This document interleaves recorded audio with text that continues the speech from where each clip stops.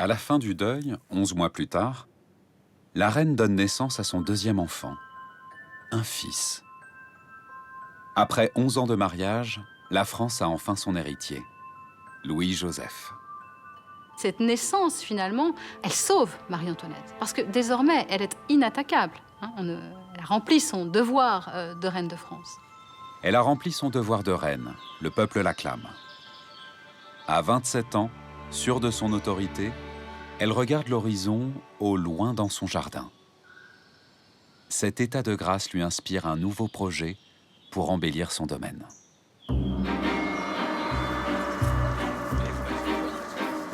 Comme toujours, elle demande à Richard Meek, son architecte, de le réaliser.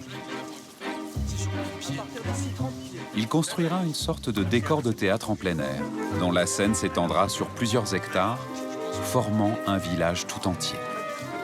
Elle veut donc un village pour qu'elle soit reine de son village. Elle n'a pas envie d'être reine de France, elle veut être reine d'un petit village. Et le domaine de Marie-Antoinette, en fait, représente parfaitement un petit village typique de la région au XVIIIe siècle. Marie-Antoinette voit les choses en grand, c'est-à-dire elle ne se contente pas d'une ou deux chaumières, elle veut un village complet. Majesté, voici à quoi ressemblera le hameau. Et le village complet est aménagé autour d'un étang, une sorte d'amphithéâtre, d'arc de cercle, parce que il ne faut pas perdre de vue que c'est d'abord un nouveau décor pour le jardin. Les travaux débutent en 1783. Je vous ai dit de prendre les mesures partout, sur tout le chemin. Écoutez, vous faites passer Monsieur Bellechasse, s'il vous plaît.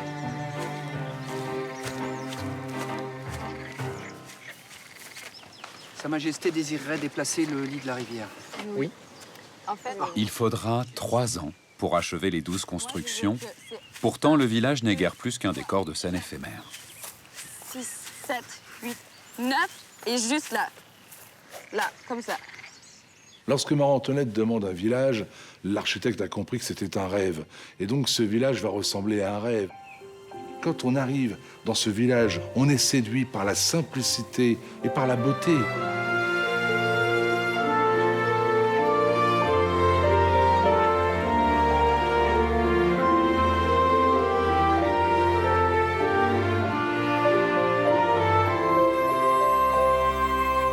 200 ans plus tard, le rêve, que l'on croirait échappé d'un conte de Grimm, déploie son charme rustique à quelques minutes du château de Versailles. Son apparente simplicité n'est qu'une illusion. Ce hameau, en fait, se présente surtout comme une espèce de château, mais un château éclaté en plusieurs constructions. C'est vraiment quelque chose qui repense entièrement la notion d'édifice royal. L'édifice central, la maison de la reine, a souffert de la Révolution, de l'usure du temps et de négligence. Marie-Antoinette n'a profité de son hameau que pendant 3 ans. Après son départ, il est resté abandonné la plupart du temps. Le hameau de la Reine est certainement l'endroit le plus fragile de Versailles, mais également celui qui a bénéficié le moins de soins. Donc je crois qu'il faut bien sûr entretenir ce domaine, mais il faut le faire avec beaucoup de subtilité, beaucoup d'intelligence. C'était un lieu autrefois qui se prêtait à la rêverie. Il faut qu'aujourd'hui on puisse encore s'y perdre, encore y rêver. Aussi éphémère qu'un rêve, le hameau fut bâti sans fondation sur des marécages. Chaque maison est fragile et périssable. Et pourtant, le rêve a survécu.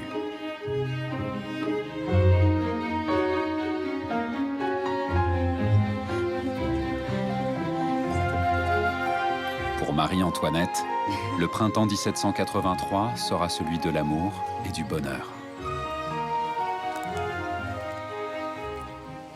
Fersen revient en France en juin 1783.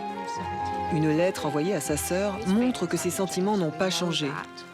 Il lui écrit « Puisque je ne peux être avec la seule femme à qui je voudrais appartenir, la seule qui m'aime vraiment, je ne veux jamais me marier. » Elle a déjà un fils, elle a donc donné un héritier au trône et a accompli son devoir de reine. C'est alors qu'ils sont devenus amants. Fersen restera près de la reine jusqu'à ce que la Révolution l'emporte, cherchant à tout prix à la sauver, sans y parvenir.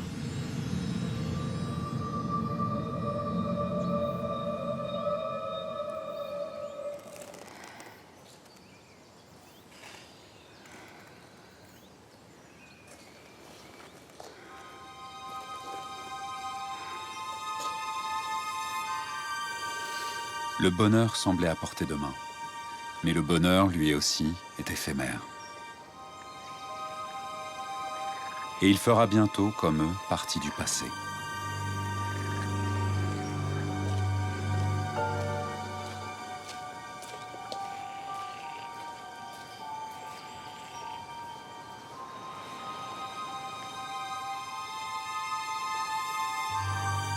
Mais le rêve de la reine, son village si souvent menacé de la ruine, a survécu tant bien que mal.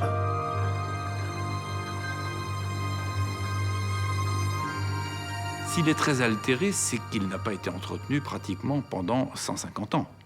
Ça nous vaut de garder des éléments d'une authenticité admirable. Ça nous vaut une ruine sur laquelle il est absolument nécessaire d'agir, faute de quoi tout disparaîtra. On a la chance d'avoir sur les maisons royales une fantastique documentation. On en connaît le détail des marchés d'entreprise, on a en plus des dessins, on a des plans. Toute restauration est un acte d'archéologie. La maison de la reine témoigne de plusieurs périodes.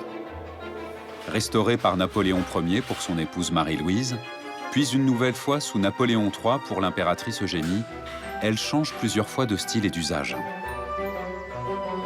S'agissant des décors extérieurs, on sait que depuis l'origine, le bâtiment neuf qui était élevé par Mick pour Marie-Antoinette a été peint comme un décor de théâtre pour leur donner, c'est l'expression du temps, un aspect de vétusté.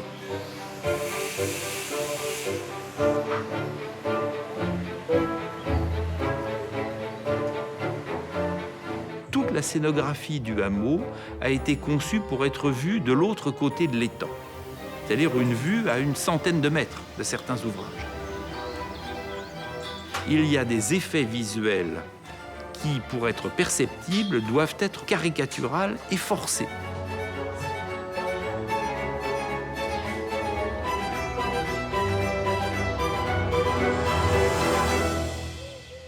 Richard Mick avait donné la touche finale à ce tableau champêtre en dotant chaque maisonnette d'un petit potager agrémenté de fleurs. Notre objectif principal est de remettre le hameau de la Reine tel qu'il était au moment de sa création, en replantant dans le jardin, à partir des listes que nous avons, les mêmes fleurs ou les mêmes légumes. Ce que j'adorerais, c'est que si un jour Marie-Antoinette revienne et que je sois à côté d'elle, elle puisse me complimenter sur l'entretien de son jardin. Ce que j'aime bien, c'est l'idée qu'un rêveur puisse avoir l'impression qu'il a fait un retour de 2 siècles dans le temps.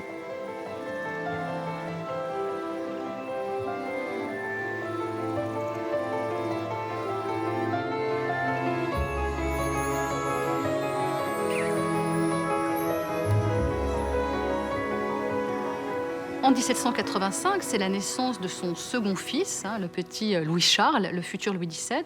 Et Marie-Antoinette, c'est véritablement un modèle d'amour maternel. Elle n'hésite pas à témoigner de son affection de manière démonstrative et aussi publique. Elle surnomme ses enfants Mousseline, sa fille Madame Sérieuse, ou même le petit Louis-Charles Chou d'amour. Elle joue avec eux à Colin-Maillard ou à la Guerre-Pampan, à 4 pattes, pour dire sur le tapis.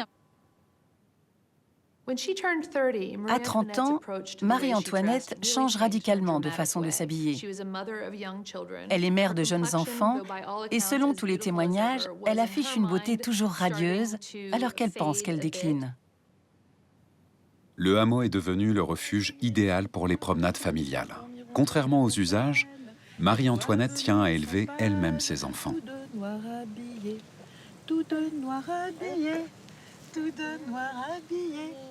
La reine se plaît à reproduire l'ambiance libre et chaleureuse du cadre familial de son enfance.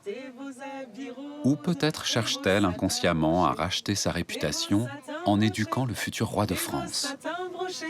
Monsieur Malbrook est mort, miroton, miroton, miroton. Elle va vouloir leur donner une éducation moderne. Moderne, ça veut dire éclairée. Et elle, qui détestait lire pendant son enfance, eh bien, elle va leur faire lire La Fontaine, Voltaire, Rousseau.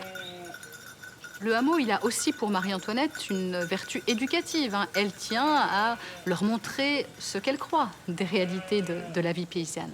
Mais le hameau, c'est un décor de théâtre. Pourquoi tu le regardes? C'est parfait.